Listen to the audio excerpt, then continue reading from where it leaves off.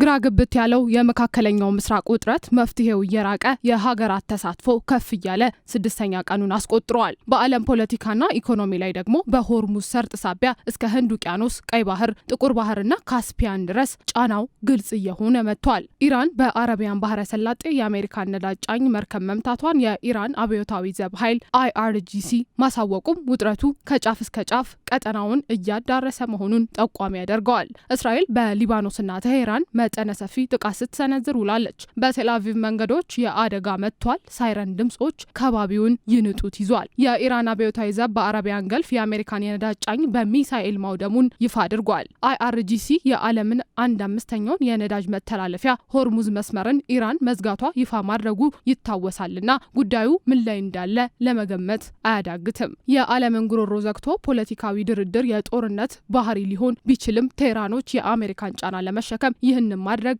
መርጠዋል። ሆርሙዝ ኢራንን፣ ኦማንን፣ አረብ ኤምሬትሶችን ያካተተ ጠባብ መተላለፊያ ሰርጥ ነው። ይህ መስመር የፐርዢያንና የኦማን ገልፍን አጣምሮ ከአረቢያን ገልፍ ጋር የሚያገናኝ መሆኑም በዓለም ፖለቲካ ውስጥ ሀያላኑን ሳይቀር የሚያሻኩት ነው። በዚህ መስመር የዓለማችን ከ20 እስከ 30 በመቶ የነዳጅ ጭነት የሚተላለፍበትም መስመር ነው። ያ ማለት በመካከለኛው ምስራቅ ቀጠና የተካረረውን ውጥረት በዓለም የነዳጅ ገበያ ላይ ቀላል የማይባል ቀውስን ያመጣል ነው። በዓለም ላይ ካሉ 10 ቁልፍ የውሃ ላይ መስመሮችም ሆርሙዝ አንዱ ነው።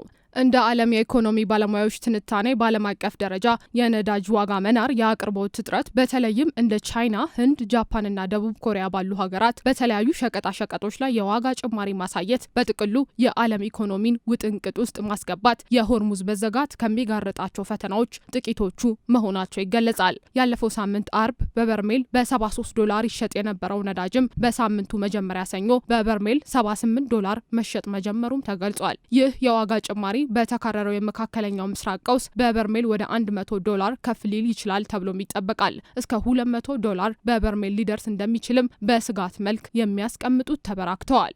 አሜሪካና እስራኤል ቀድሞውንም እንደ ሳውዲ፣ ኩዌት፣ ኳታርና የተባበሩት አረብ ኤምሬትሶች ካሉ ሀገራት ነዳጅ ዘይትን በገፍ ለማሳለፍ የሆርሙዝ ሰርጥ ላይ የበላይነት ለማግኘት ከፍተኛ ፍላጎት ነበራቸው። ኢራን በዚህ የመተላለፊያ መስመር ላይ ያላትን የበላይነት ለመንጠቅና በሰርጡ ያለውን የነዳጅ መተላለፊያ ስርዓት ላይ የበላይነት ለመቀዳጀት በርካታ ጥረቶችም ማድረጋቸው ይገለጻል። በእርግጥ አሁናዊ ውጥረቱ ሰሜናዊ ክፍሉን የያዘው የኢራን ኃይል እጁን እንደማይሰጥ ማሳያ አድርጎታል። በኦማን ለሆርሙዝ እጅግ ቅርበት ባለው ስፍራ አሜሪካ የጦር ሰፈሯን መገንባቷም ለዚሁ ነው ይባልለታል። አሜሪካ በመካከለኛው ምስራቅ ከ19 በላይ የጦር ሰፈሮች እንዳሏት ይገለጻል። ይኸውም በዋነኝነት በቀጠናው ያለውን የነዳጅና የኃይል አቅርቦት የበላይነትን ለመቆጣጠር ከዋነኛ ግቦቿ መካከል እንደሆነም ይነሳል። በእነዚህ 21 ሀገራት የሚያካልለው ማዕከላዊ እዝ ወይም ሴንትኮም የቀጠናውን የበላይነት አሜሪካ እንድትይዝ ኢራን ላይ ብርቱ ጥቃቱን አጠናክሮ ቀጥሏል። ቅዳሜ ዕለት አሜሪካና እስራኤል በኢራን የከፈቱትን መጠነ ሰፊ ጥቃት ተከትሎም ኢራን በቀጠናው ያላትን የአሜሪካን የጦር ሰፈሮች የሚሳኤልና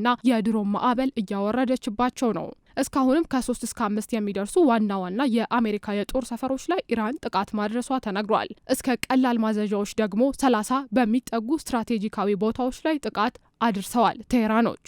በኦማን ባሉ ወደቦች እንዲሁ የአሜሪካ ነዳጅ ጫኝ መርከቦች ላይ በርካታ የድሮን ጥቃት ማድረሷን አስታውቃለች። የሆርሙዝ መስመር በኢራን መዘጋት የነዳጅ ዘይትን ወደ ሌላ የዓለም ሀገራት በገፍ የሚልኩ የመካከለኛው ምስራቅ ሀገራት ላይ ከባድ ጫናን ፈጥሯል። በወታደራዊ ጉልበት ኢራንን ለማስከፈት ደግሞ የገልፍ ሀገራት አሁናዊ ቁመናቸው ጥያቄ ውስጥ ነው። በእርግጥ በቀጠናው ሀገራት የሚገኙ የአሜሪካ የጦር ሰፈሮች ላይ የሚደርሰውን ጥቃት ከማውገዝና ጥቃቶቹን ማክሸፍ ላይ ትኩረት በማድረግ የማስጠንቀቂያ መግለጫን ያወጡ እንጂ እዚህ ግባ የሚባል ለውጥ ላያመጡ ይችላሉም ተብሏል። እንደ ኢኮኖሚ ባለሙያዎች ገለጻ ቢያንስ በየዕለት የገልፉ ሀገራት ከ1.3 እስከ $1.5 ቢሊዮን ሊያጡም ይችላሉ። ለዚሁም ነው የኢራንና አሜሪካ እስራኤል ጦርነት ዳፋው የኢኮኖሚ ጭምር ነው የሚባለው። ሄዶ ሄዶ የጦርነቱ መቋጫ እርቅም ይሁን ድርድር ጊዜ ገዝቶ ማቆየት አሊያም አንዱ አሸናፊ ሆኖ መውጣት፣ ፖለቲካዊ ፈተናው ግን ዓለምን ዋጋ የሚያስከፍል መሆኑ አይቀሬ ነው።